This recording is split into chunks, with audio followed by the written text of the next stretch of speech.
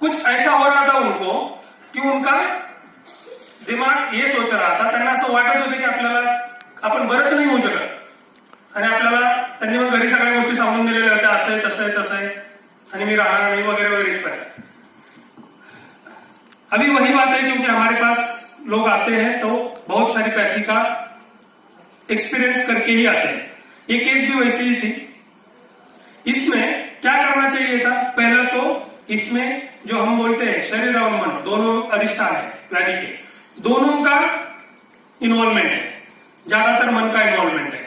Counselling की जरूरत है, पहला तो कॉन्फिडेंस देने की जरूरत है कि आप ठीक हो सकते हो। ये हुआ और उसके बाद उनको मैंने एक सजेशन दिया था कि सर आपको हर महीने में या तो 3 महीने में एक शॉर्ट टूर निकालनी पड़ेगी, शॉर्ट टूर निकालनी पड़ेगी, क्योंकि उनका खुद का पैकेज था 12 लाख पर एनम, मिसेस का पैकेज था 10 लाख पर एनम।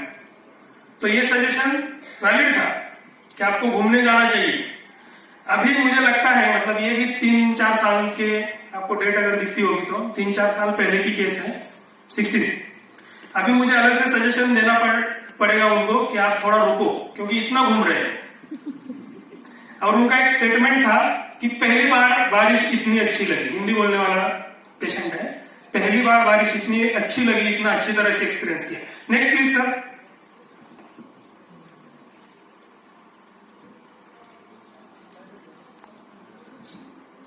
ये सबसे इंपॉर्टेंट केस होती है जो हमारे पास आते हैं, ग्रहणी, अर्श, अतिसार, ग्रहणी, तीनों व्याधि ऐसे होते हैं की जहां पे बहुत कीन होना पडता है आपको, तुम्हाला खूप काळजीपूर्वक इथं लक्ष द्यावं लागतं, कारण इथं विशेषत्वाने काय असते, एषा मागणी बले ही नाही, राईट आहे। तीनही हे डिसीज असे अर्शसाम अतिसारश्च ग्रहणी दोषमेवच, एषा मागणी बले ही नहीं, त्रयो विकारा प्रायण, ये परस्पर हेतवा, ये तीनों विकार कैसे होते हैं, एक दूसरे के हेतु स्वरूप उत्पन्न हो सकते हैं।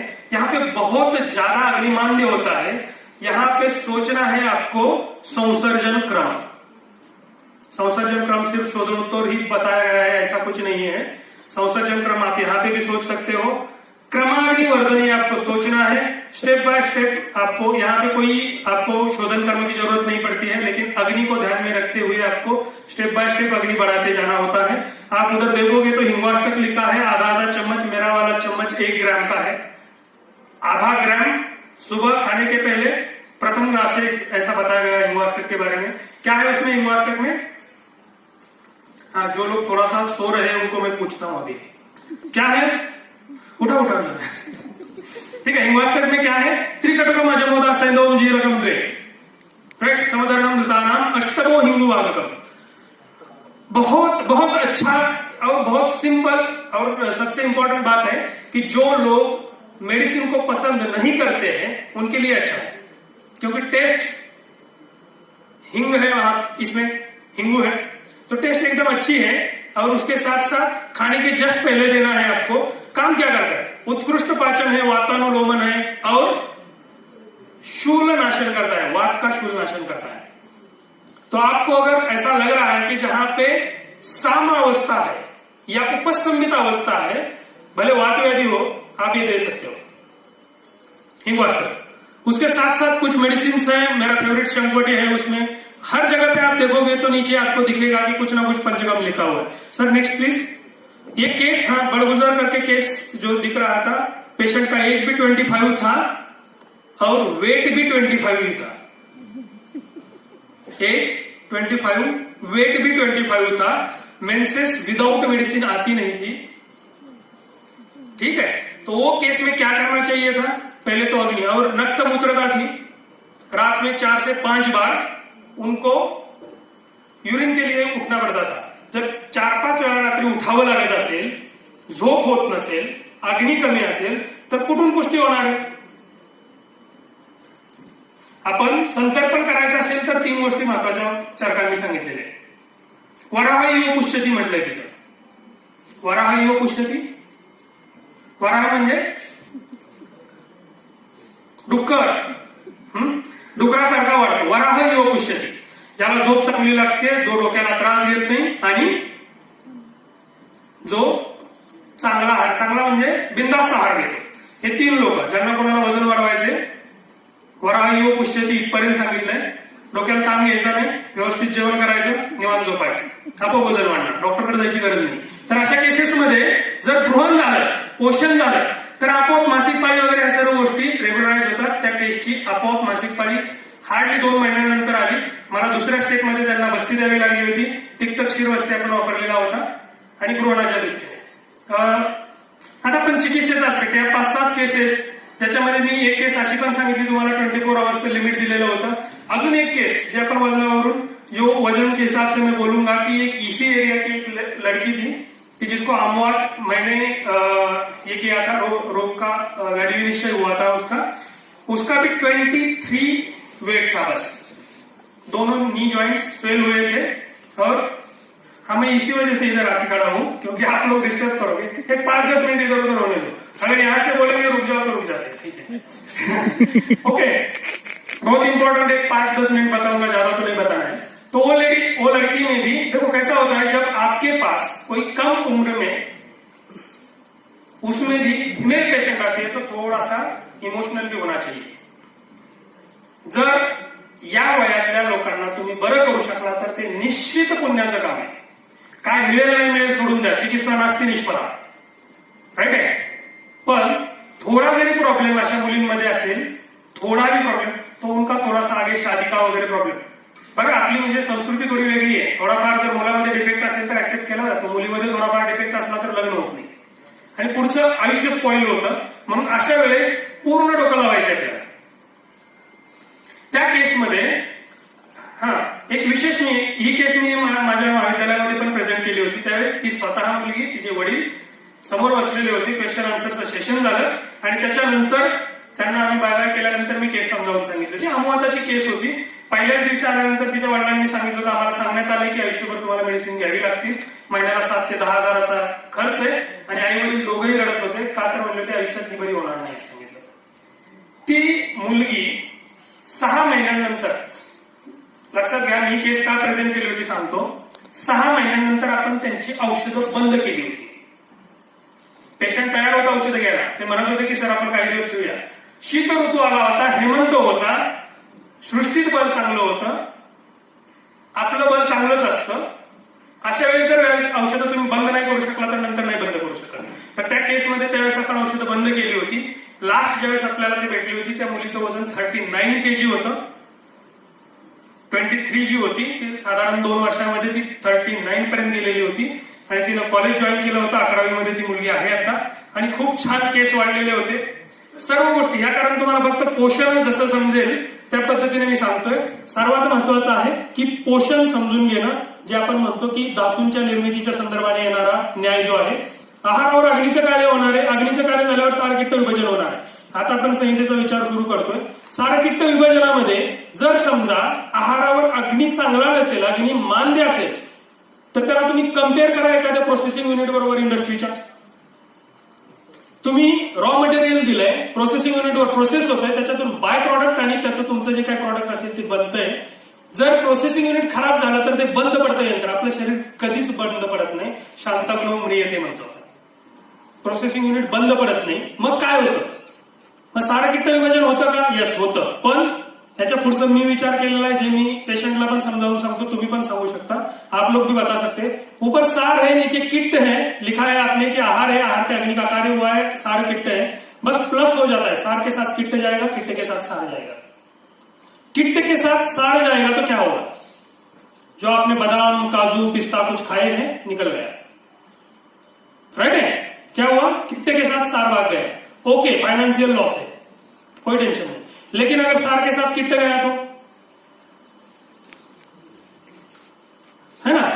आमदोषम महागौरम वर्जयति विशेषज्ञ का उष्मनो अल्पबलत्वेन धातु आद्यम अपाचित अवस्था है, उसको अगर एब्सॉर्ब किया गया, जहां पे जाएगा वहां पे संचित होगा. पेट में संचित हुआ आगमन, आगे ऐसा कहां तक जा सकता है आपको भी मालूम है. उसको पाचन करना, फिर से अग्नि पे काम करना, ये उसका चिकित्सा का सूत्र हो सकता है. लेकिन अगर आप ये नहीं समझोगे कि अग्नि का कार्य, क्योंकि इसीलिए रोगासर भी मंदग्नो बोला गया है. हम ये नहीं सोचते हैं। अभी एक स्टाइल आया हुआ है, ये तकरार है, ये व्याधि है, उसका ये मेडिसिन है, ये व्याधि। व्हाट्सएप पे ग्रुप पे कभी पूछ के देखो कैसा ऐसे केस है, क्या करना पड़ेगा। 10 मिनट के अंदर अंदर 10, 15, 20 प्रकार के मेडिसिन आएंगे। कोई नहीं बताएगा कि यहाँ पे पाचन करना है, दीपन करना है, अनुलोमन करना है, या और कुछ कर्म करना है, या इस गुण का काम करो, उस गुण का नहीं, सीधा मेडिसिन आएंगे, फॉर्मूले आएंगे। कितना यूज होता है औषधि का? अगर औषधि ही काम कर रही है तो चिकित्सा चतुष्पाद का फायदा क्या, निदान पंचक का फायदा क्या, बाकी सब सीखने का जरूरत क्या है? देखो, रोगस्तु दोष वैषम्यम, हमें मालूम है दोष वैषम्य रोग है। करना क्या है? दोष को साम्यावस्था में लाना है। विकृता अविकृता देहम, एक तो वर्तयंती या तो ग्रहंती, नाश करेंगे, ये मालूम है। तो करना क्या है? फिर से वही साम्यावस्था में और दोष को अपने अपने बैलेंस में लाना है। अग्नि कंसेप्ट जो हमने अभी बात की, अग्नि सबसे ज्यादा इंपॉर्टेंट है, उतना इंपॉर्टेंस आयुर्वेद में उसको दिया हुआ है, तो इसको हमें कभी भी दुर्लक्ष्य नहीं करना चाहिए। रोगा स्वरूपी मंदग्नो, ये बहुत सिंपल सूत्र है लेकिन बहुत ज्यादा इंप्लीमेंटेशन के लिए जरूरी सूत्र है। Next please. हाँ, शोधन और शमनम, देखो फर्स्ट चैप्टर में अष्टांग हृदय के बोला गया शोधनम शमनम चेति समासाद औषधम दिदा। 2 प्रकार की ट्रीटमेंट है, शमन या तो शोधन करना। आगे वाग्भट बोलते हैं शमयेत्तान प्रयोगेन सुखम वा कोष्ठमाने ज्ञात्वा कोष्ठ प्रपन्नश्च यथासन्न विनिरहे। बहुत बहुत इंपॉर्टेंट सूत्र है, और अगर आपके सबके याद में रह सकता है तो सब लोग याद करो। शमयेत्तान प्रयोगेन, दोषान शमयेत प्रयोगेन, शमन करो। दूसरी कंडीशन क्या है? वाह सुखम कोष्ठमाने, सुख से कोष्ठ में लाना है। कैसे लाओगे? एक ही सूत्र में पूरा बता दें। सुख से उनको कोष्ठ में लाना है। कैसे लाओगे? क्या करोगे कोष्ठ में लाने के लिए? क्या है कोष्ठ गति, क्या है शाखा गति? कोष्ठ में लाने के लिए हम क्या करते हैं? स्नेहन और स्वेदन करना चाहिए कि नहीं करना चाहिए? और स्नेहन कितना करना चाहिए? आंसर बस एक ही है, क्या? सम्यक स्निग्धता। सम्यक स्निग्धता। अगर शोधन करना है तो स्नेहन कितना करना है? सम्यक स्निग्धता। अगर सम्यक स्निग्धता लानी है तो कितना उसका अग्नि है, कोष्ठ कैसा है, ये समझे बिना सम्यक स्निग्धता आ सकती है क्या? गुरुजी एक 5 मिनट बस खत्म कर देते हैं, ठीक है। सम्यक स्निग्धता ये क्यों बता रहा हूं कि मुझे बस ये बताना है कि 5 दिन में 5 पंचकर्म जो है अपने हो नहीं सकते। बहुत गलत तरीके से आयुर्वेद प्रेजेंट हो रहा है, बहुत गलत तरीके से, इसलिए संहिता के लोगों को उतना स्ट्रांग होना पड़ेगा। 5 दिन में 5 पंचकर्म क्यों नहीं हो सकते? क्योंकि सम्यक स्निग्धता आ ही नहीं सकती है, राइट है। सम्यक स्निग्धता वातावरण दिखता जो है त्वक स्निग्धता तक, ओके। सम्यक स्निग्धता लानी है, उसके बाद बाह्य स्नेहन स्वेदन करना है। स्नेहन स्वेदन कब करना है ये भी अलग बात है। बाह्य स्वेदन कब करना है इसमें भी बहुत सारी बात होती है। स्निग्धो नरहा स्वेदितव्य उक्ता कहा है चरक सिद्धि स्थान में। स्निग्धो नरहा स्वेदितव्य उक्ता, इसका मतलब जो सम्यक स्निग्ध हुआ है उसको स्वेदन करो, तभी दोष शाखा से कोष्ठ में आएंगे। और जो हमारा पहला सूत्र था ज्ञात्वा कोष्ठ प्रपन्नाश्च, कोष्ठ का आप नॉलेज रखो, कौन सा कोष्ठ है, क्योंकि मैं इच्छा वेदी यूज करता हूं विरेचन में। एक मैं एक्सपीरियंस बता रहा हूं, 1/4 इच्छा वेदी से मेरे यहाँ पे उत्तम वेग यानी कि 30 वेग आए हुए हैं, और मैक्सिमम इच्छा वेदी मैंने 6 टैबलेट्स दी हुई है। 1/4 देनी है या 6 टैबलेट्स देनी है ये सोचना है। इसके लिए क्या कहा है वाग्भट ने? ज्ञात्वा कोष्ठ प्रपन्नाश्च यथासन्न विनिरहे, जब पास वाले जगह से आप उनको निकाल सकते हो। शोधन के टाइम पे ये भी देखो, कल्पस्थान में आया हुआ है मदन फल कल्पाध्याय में, शोधन की कारमुकता तत्र उष्ण तीक्ष्ण सूक्ष्म विकासीन औषधानि स्ववेदेन हृदय उपत्य दमनीय अनुसृत्य स्थूलानुस्रोतोभ्या, ये जो बताया गया है बहुत इंपॉर्टेंट है, बहुत। दोष संघातम, सर्व शरीरगतम दोष संघातम, आग्नेयत्वात् विच्छन देती, तैक्षणात् विच्छन देती, क्या हो रहा है पूरा बता रहे। आपको विजन चाहिए षट क्रिया काल की, आपको बैठना है उस विजन में और शरीर में एंटर करना है पेशेंट के, देखना है कहाँ पे क्या हो रहा है। कुपिता नाम दोषाणाम शरीरे व्याधि तत्र उपजायते, राइट साइड से बेडरूम, राइट है। जहाँ पे खवैगुण्य वहीं पे व्याधि होने वाला है, उसके दूसरी जगह पे तो नहीं होगा। तो इसमें हर एक चीज को इंपॉर्टेंस है। शोधन के लिए जैसे मैंने शॉर्ट में बोल दिया कि आपको सम्यक स्निग्धता होनी है, नहीं तो बहुत बड़ा पाप कर रहे हो आप। सम्यक स्निग्धता के पहले अगर आपने शोधन दिया तो ये बहुत बड़ा पाप है। अच्छी तरह से कोष में दोष आने के टाइम पे उसके बाद ही आप दे सकते हो। तो वैसे ये है, संसर्जन क्रम आपको फॉलो करना है। यथानो अग्नि तृणगो मयाज्ञा, आपको सबको मालूम है, क्योंकि अग्नि उस टाइम पे तो लोएस्ट लेवल पे आया है, आपको क्रमाग्नि वर्धन करना है, राइट है। उसके पहले आपको सोचना है कि कितना, मतलब कैसी शुद्धि की है आपने, उत्तम की है, मध्यम की है, अवर की है, वगैरह वगैरह।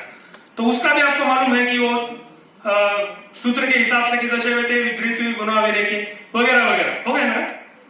नहीं कुछ होगा नहीं ठीक है, ओके। एनीवेज, तो ये पूरा जो है, इसमें आपको लगता होगा कि संहिता के मास्टर है, 2 3 4 5 सूत्र ऐसे ही बता दिए उन्होंने। ये सूत्र याद रखने का भी तरीका है दोस्तों। मुझे बता रहे हैं कि संहिता इतनी अच्छी तरह से पढ़ानी चाहिए। मैं, मेरा एक्सपीरियंस जो